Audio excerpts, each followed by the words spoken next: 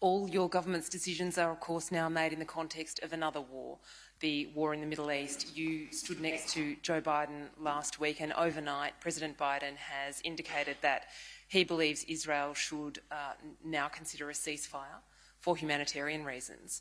I understand you spoke to Benjamin Netanyahu overnight. What's your view about whether it's now time for a ceasefire?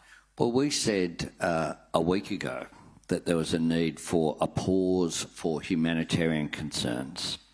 And that remains our position. On the 7th of October, I think people witnessed a terrorist act that shocked the world. And Israel has a right to defend itself, but how it defends itself matters as well. It must comply with international law, including international law and the rules of war, and it is obligated to do all that it can to ensure that innocent civilians are not paying the price of Hamas's atrocities. And it has a responsibility to do that. We've consistently said that's the case. And what we're witnessing is, as a result of Hamas's actions, have hurt and resulted in devastating loss of life of Israelis, and the hostage situation needs to be resolved. They should be released unconditionally.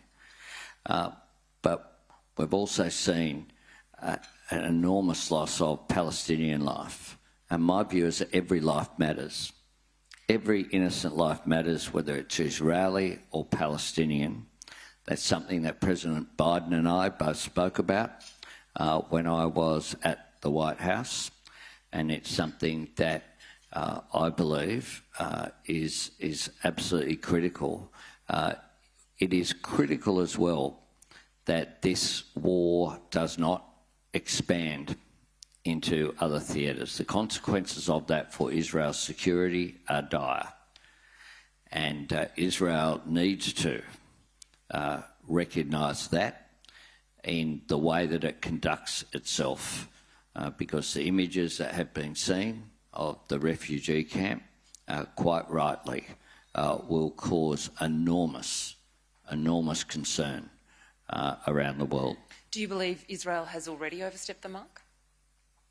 I think that every effort has to be made to ensure that innocent civilians are protected to every extent possible. I understand it is very difficult because of the way that Hamas operates, with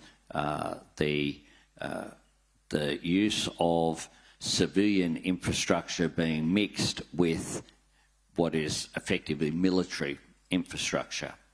The use of tunnels, etc., makes this a diabolical situation.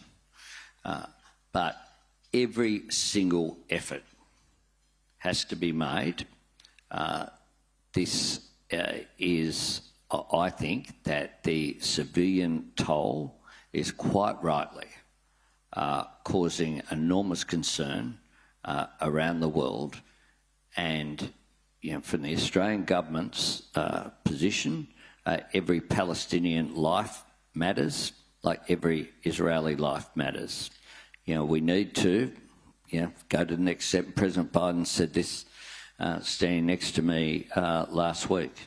You need to have work towards a two-state solution. My government is to support two states, Israelis and Palestinians living in peace and security next to each other.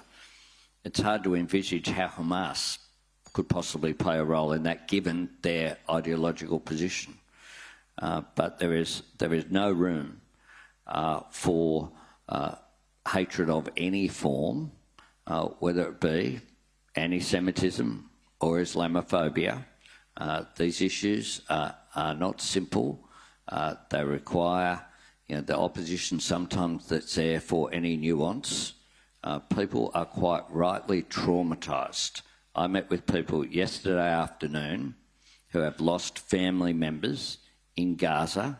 They are quite right to be traumatised and want their government to speak up for them, just as their government has spoken up for the loss of Israeli life and for the families concerned about hostages and the consequences of Hamas's atrocities.